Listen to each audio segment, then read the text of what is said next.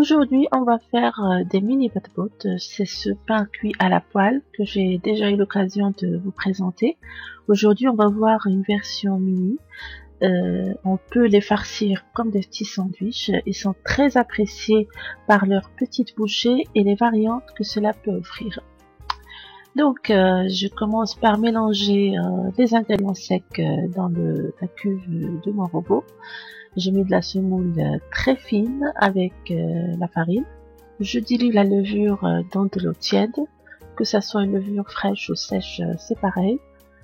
Un petit conseil quand vous préparez vos pains ou brioches ou quoi que ce soit, évitez tout contact de levure avec le sel, contact direct, parce que ça risque de tuer la levure. Donc j'ai mis du sel, je l'ai mis sur le côté. J'ajoute la levure diluée dans de l'eau. Puis je vais commencer à ajouter de l'eau tiède progressivement.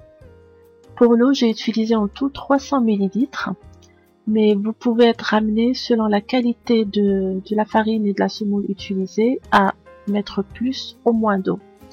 Donc ne mettez jamais l'eau en une seule fois, vous la rajoutez progressivement que vous ramassez, vous travaillez la pâte.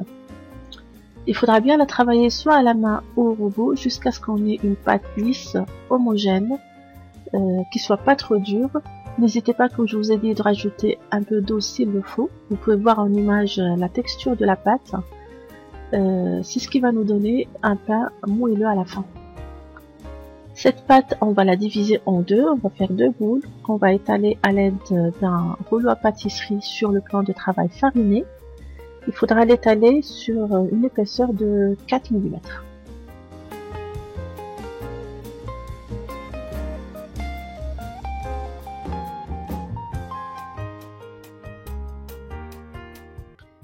Découpez des cercles à l'aide d'un emporte-pièce ou un petit verre. Disposez-les par la suite sur un linge propre légèrement fariné, puisque la pâte, une fois levée, elle lâche de l'humidité et donc ça risque de coller. Donc on va les couvrir et laisser lever pendant 1 heure à 1 heure et demie. Les pains doivent doubler de volume. Une fois levés, vous chauffez une poêle anti-adhésive et vous commencez à les faire cuire directement sur feu moyen, sans rajout de matière grasse. Il ne faudra pas dégazer les pains, il faudra les disposer sur la poêle tels qu'ils sont. Et donc vous comptez 3-4 minutes de cuisson de chaque côté. Avec les ingrédients qu'on a, j'ai pu obtenir 50 mini pains comme ça. Donc vous pouvez les utiliser de suite ou bien les congeler et les sortir au moment voulu pour les garnir. Pour la garniture, vous mettez ce que vous aimez. Moi pour cette fois, j'ai mis une petite salade froide au thon, carottes râpées, maïs avec un petit peu de mayonnaise. On peut aussi mettre de la charcuterie, du poulet, de la viande, ce qu'on veut. Je vais vous mettre quelques idées de garniture sur le blog. Vous pouvez les voir en cliquant sur le lien qui sera en bas de cette vidéo.